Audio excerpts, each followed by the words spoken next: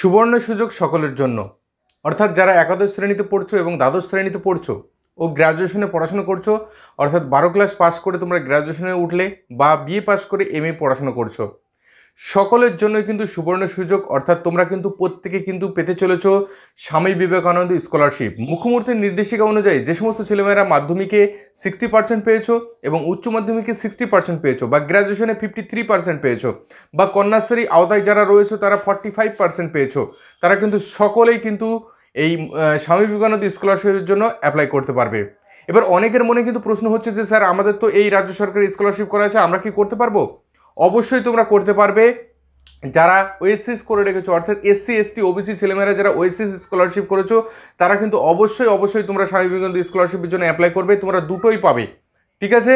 আবার যে সমস্ত ছেলেমেয়েরা এনএসপি অর্থাৎ ন্যাশনাল স্কলারশিপ যারা ফর্ম ফিল আপ করেছো, তারাও কিন্তু এই স্বামী বিবেকানন্দ স্কলারশিপের জন্য ফর্ম ফিল আপ করতে পারবে। কিন্তু এই স্বামী বিবেকানন্দ স্কলারশিপের সব থেকে বড় সমস্যা কী হচ্ছে জানো? তোমাদের ইনকাম সার্টিফিকেট। এই ইনকাম সার্টিফিকেট নিয়ে কিন্তু একটা বড় কনফিউশন তোমাদের ভিতরে তৈরি হচ্ছে যে ইনকাম সার্টিফিকেটটা আমরা অতি দ্রুত খুব সহজে কিভাবে কোথা থেকে আমরা জোগাড় করতে পারবো, কিভাবে আমরা এর ব্যবস্থা করব। অনেকে অনলাইনে ই ডিস্ট্রিক্ট যে ওয়েবসাইট আছে সেই ই ডিস্ট্রিক্ট ওয়েবসাইটে তোমরা ইনকাম সার্টিফিকেটের জন্য অ্যাপ্লাই করতে পারো। সেটা কিন্তু একটা একটা ঘোরানো প্রসেস হয়ে যাচ্ছে। তুমি বিভিন্ন ধরনের ডকুমেন্টস নিয়ে তুমি ই ডিস্ট্রিক্টে অ্যাপ্লাই করবে, সেখানে 1 সপ্তাহ 10 দিনও লাগতে পারে। যেহেতু এখন অনেক ছেলেমেয়ে কিন্তু কী বলতো অ্যাপ্লাই করছে ইনকাম সার্টিফিকেটের জন্য, কারণ এই স্কলারশিপ কিন্তু গত বছর মাধ্যমিকে ম্যাক্সিমাম ছেলেমেয়ে কিন্তু 60% উপরে মার্ক পেয়েছিল, ম্যাক্সিমাম অর্থাৎ 90%-এর উপরে ছেলেমেয়ে যারা 60% উপর মার্ক পেয়েছিল সকলেই কিন্তু আবেদন করছে।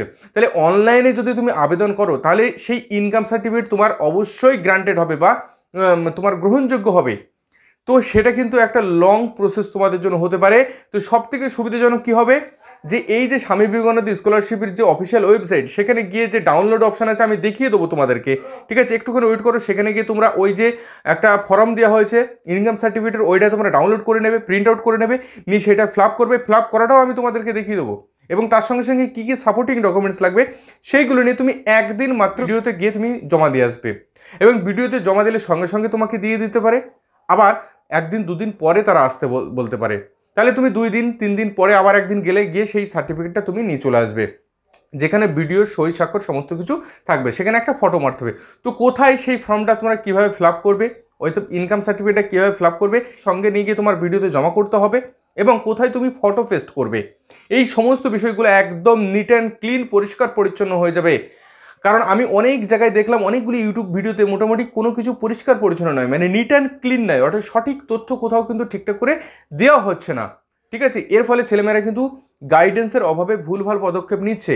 অর্থাৎ আমরা অনেকে দেখতে পাচ্ছি যে অনেকে অনলাইনের ফর্ম ফিল আপ করে সেই অনলাইনের যে ই ডিস্ট্রিক্টের যে হচ্ছে ইনকাম সার্টিফিকেট সেটাকে সঙ্গে করে নিয়ে বিডিও অফিসে যাচ্ছে। সেটাতে সঙ্গে করে বিডিও অফিসে যাওয়ার কোনো দরকার নেই। তো এই ই ডিস্ট্রিক্টের যে ফর্ম ফিল আপ সেটা তুমি ই ডিস্ট্রিক্টে করে দিলে সেখানে আবার ওই যখন এই সার্টিফিকেটটা হয়ে যাবে তখন ই ডিস্ট্রিক্ট থেকে ডাউনলোড করে তুমি দিয়ে দেবে।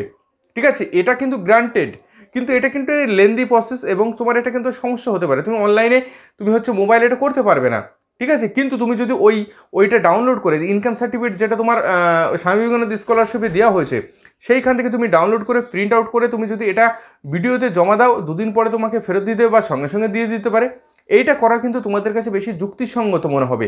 আর অনেকেই বেশি ভয় পাচ্ছ আমার এই স্কলারশিপের জন্য করা আছে, ওই স্কলারশিপের জন্য করা আছে। একটু বলে নিই আমি, যে সমস্ত মাইনরিটির ছেলেমেয়ে আছো তোমাদের যাদের আগে ঐক্যশ্রী বা স্বামী বিবেকানন্দ স্কলারশিপ করা হয়ে গেছে, তোমাদের করার কোনো দরকার নেই।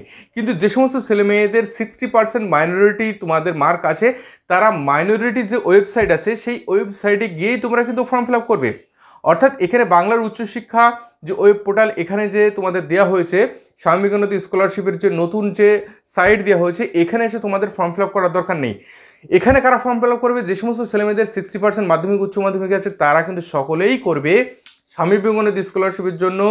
একাদশ এবং দ্বাদশ যা বা বিএ ফার্স্ট ইয়ারে যারা পড়াশোনা করছো তারা মাইনরিটি যদি না হয়ে থাকো তাহলে অবশ্যই তোমরা বাংলার উচ্চশিক্ষা যে গভর্নমেন্ট.in এই যে ওয়েবসাইট আছে সেখানে গিয়ে তোমরা Swami Vivekananda স্কলারশিপটা form fill up করতে পারবে। মাইনরিটি ছেলেমেয়েরা যেখানে যে ফর্ম ফিল আপ করবে সেটা আমি কিন্তু দেখো ডিসপ্লেতে দিয়ে দিচ্ছি। এখানে যে তোমরা কিন্তু ফর্মটা ফিল আপ করে নেবে যারা 60%, আর যারা 75% উপরে মার্ক ছিল তারা কিন্তু অলরেডি করে ফেলেছো, তাদের আর করার কোনো দরকার নেই। কিন্তু তোমাদের যদি ওএসএস করা থেকে বা এনএসপি করা থেকে তারপরেও তোমরা কিন্তু স্বামী বিবেকানন্দ স্কলারশিপটা আরামসে করতে পারো, কোনো সমস্যা নেই, সবগুলো কিন্তু টাকা ঢুকবে। ঠিক আছে বন্ধুরা, তো চলো এবার আমরা ইনকাম সার্টিফিকেটটা কীভাবে ডাউনলোড করবে, কীভাবে ফর্ম ফিল আপ করবে এবং তার কী কী সঙ্গে সঙ্গে নিয়ে তুমি বিডিও অফিসে যাবে এবং গেজেটেড অফিসারের দিয়ে তুমি সইটা করিয়ে নিয়ে তারপরে জমা করবে। চলো সেই বিষয়টা দেখে নিই। তোমার মোবাইলের গুগল ব্রাউজার ওপেন করবে, এখানে লিখবে বাংলার উচ্চশিক্ষা। দেখো চলে এসেছে বাংলার উচ্চশিক্ষা government.in। সার্চ করলে প্রথমে যেটা আছে এটাকে ক্লিক করবে। ক্লিক করার পরে দেখো ওপেন হয়ে এসছে। দেখো এখানে এসছে svmcm স্কলারশিপ, এখানে ক্লিক করবে। দেখো চলে এসছে svmc, ঠিক আছে, ভলিউম 4.0। এখানে দেখো এই পাশে আছে মেনু, এই মেনু অপশানে ক্লিক করলে দেখো ডাউনলোডে দেখো এদিকে প্লাস বাটন আছে, এখানে যদি আমি ক্লিক করি তাহলে দেখা আসবে ইনকাম সার্টিফিকেট। এই ইনকাম সার্টিফিকেটে আমি কি করলাম, ক্লিক করলাম। ক্লিক করার পরে দেখো তোমাদের অপশান আসবে, ডাউনলোড হয়ে যাবে। দেখো এইটা হলো তোমাদের কি বলো তো ইনকাম সার্টিফিকেট। এটাকে তুমি ডাউনলোড করে নিয়েছো, নিয়ে এবার কি করবে, তুমি এটা প্রিন্ট আউট করবে। তো চলো বন্ধুরা, এটা আমরা প্রিন্ট আউট করে কি করে ফর্ম ফিল আপ করবে এবং এর সঙ্গে সঙ্গে কোথায় ফটো পেস্ট করবে এবং এর সঙ্গে সঙ্গে কোন কোন ডকুমেন্টস নিয়ে তোমাদের বিডিও অফিসে যেতে হবে সেটা আমি তোমাদেরকে বলে দিচ্ছি। দেখো এটা তোমাদের ফিল আপ করতে হবে, ঠিক আছে, দিয়ে বিডিও অফিসে নিয়ে যেতে হবে। সঙ্গে কি নিয়ে যেতে হবে পরে বলছে, আগে ফিল আপ করা শেখাই। দেখো বলছে I certified to the best of my knowledge that. দেখো এবার তোমাদের এখানে নাম লিখতে হবে, ঠিক আছে, যেরকম ধরে নাও নাম হচ্ছে রবিন বিশ্বাস, তাহলে এখানে লিখলে RABIN, রবিন বিশ্বাস, ঠিক আছে। এবার বলছে যে son daughter wife of Shri, ঠিক আছে, অর্থাৎ পিতার নাম লিখতে হবে বা যে গার্জেন আছে তার নাম লিখতে হবে।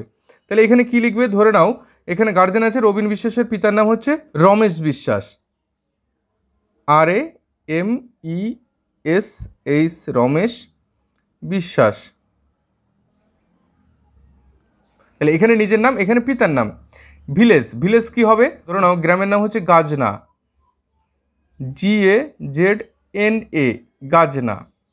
PS থানা কি হচ্ছে হাঁসখালি, HANSKHALI, হাঁসখালি থানা। ডিস্ট্রিক্ট কি নদিয়া, NADIA। তাহলে এখানে লিখবে তোমার গ্রামের নাম বা তোমার যে টাউন বা শহরের নাম সেটা লিখবে, এখানে থানা লিখবে, আর এখানে হচ্ছে তোমার জেলার নাম লিখবে, ঠিক আছে। তারপরে এখানে দেখো এখানে এই জায়গাটা কিন্তু তোমাকে ফাঁকা রাখতে হবে। তারপরে দেখো এখানে গার্জেন, তোমার যে গার্জেন আছে সেই গার্জেনের ঠিকানা লিখতে হবে সেম টু সেম, ঠিক আছে। ভিলেজ বা টাউন যেটা হবে শহর, সেই শহরটা এখানে লিখবো আমি GAZNA, গাজনা লিখেছি আমি ওপরে, সেমটাই লিখতে হবে। PS হাঁসখালি। এক্ষেত্রে এই জায়গাটা চেঞ্জ হতে পারে, কারণ দেখো যে স্টুডেন্ট যেখানে থাকে তা সে হয়তো হোস্টেলে থাকে, তাহলে হোস্টেলের ঠিকানা দেবে, কিন্তু গার্জেন বা বাবার মানে ঠিকানাটা এখানে কিন্তু আলাদা করে দিতে হবে, ঠিক আছে। আচ্ছা ডিস্ট্রিক্ট নদিয়া, আচ্ছা স্টেট কি আছে দেখো এখানে কি হবে, আমাদের প্রত্যেকের কিন্তু ওয়েস্ট বেঙ্গলের বাসিন্দা হতে হবে।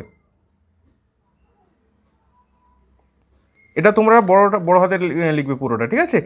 এইবার দেখো বলেছে এখানে ফ্যামিলি ইনকাম কত হতে পারে, তুমি 60,000 দিতে পারো, 48,000 দিতে পারে, তুমি যেটা সেটা দিতে পারো। আমার যদি মাসে 4,000 হয় তাহলে আমি 12 মাসে কত হচ্ছে 48,000 হবে। যদি মাসে 5,000 ইনকাম হয় তাহলে কী হবে, 5 বারং 60 হবে। মোটামুটি 2.5 লক্ষর কম ইনকাম কিন্তু এখানে তোমাকে শো করতে হবে, আর বাদ বাকি কোথাও তোমাকে কিছু করতে হবে না। এখানে সই বা নাম এগুলো সব কিন্তু বিডিও অফিসার বা এই গেজেট যে অফিসার আছে সেই গেজেটেড অফিসার কিন্তু এখানে করবে। তার অ্যাড্রেস, ঠিক আছে, প্লেস ডেট এগুলো কিন্তু সে করবে।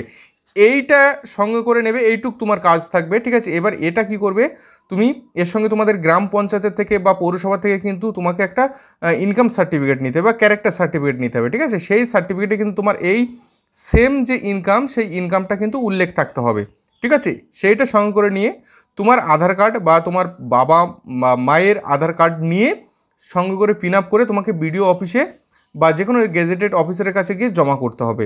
সঙ্গে সঙ্গে তিনি দিয়ে দিতে পারেন এইগুলো সই স্বাক্ষর করে। আর এই জায়গাটাই এই জায়গাটায় একটা কিন্তু তোমাকে ফটো পেস্ট করতে হবে পাসপোর্ট সাইজের, ঠিক আছে। ফটোর ওপরেও তিনি সিগনেচার করবেন, আর এখানে সিগনেচার যা যা করার দরকার তিনি করবেন, ঠিক আছে। তোমাকে কিন্তু এখানে এই সব জিনিসগুলো নিয়ে ভাবার কোনো দরকার নেই। দিয়ে তুমি যখন জমা দেবে তারা টাইম দেবে 2 দিন বা 3 দিন পর এসে এটা আবার তোমাকে ফেরত নিয়ে আসতে হবে। নিয়ে এসে এটা তখন স্ক্যান করে কী করতে হবে, অনলাইন ফর্ম ফিল আপ যখন হবে তখন সেখানে কিন্তু জমা করতে হবে। বোঝা গেল কি বললাম। আর অনলাইন কপি যেটা সেটা হচ্ছে তোমার ই ডিস্ট্রিক্টে ফর্ম ফিল আপ করতে হবে, করার পরে মোটামুটি 1 সপ্তাহ 10 দিন পরে সেই ই ডিস্ট্রিক্ট থেকে তুমি সেই ইনকাম সার্টিফিকেটটা পাবে, সেইটা নিয়ে তোমাকে স্ক্যান করে জমা করতে হবে। তা এইটা মনে হয় বেশি সহজ এবং যুক্তিগ্রাহ্য, কারণ স্বামী বিবেকানন্দ স্কলারশিপের যে অফিসিয়াল ওয়েবসাইট সেটা কিন্তু এইটা দেওয়া হয়েছে, এই গ্যাজেটেড অফিসার দিয়ে কিন্তু সই করিয়ে নিয়ে স্ক্যান করে জমা করতে হবে, সেটাই বলা হয়েছে। তো এটা করাই তোমার বেশি যুক্তিগ্রাহ্য। তো বন্ধুরা নিশ্চয়ই তোমরা সব কিছু বুঝতে পেরেছো। আরও যদি কোনো কনফিউশন থাকে, কোনো প্রশ্ন থাকে, অবশ্যই আমাকে কমেন্ট সেকশনে জানাবে।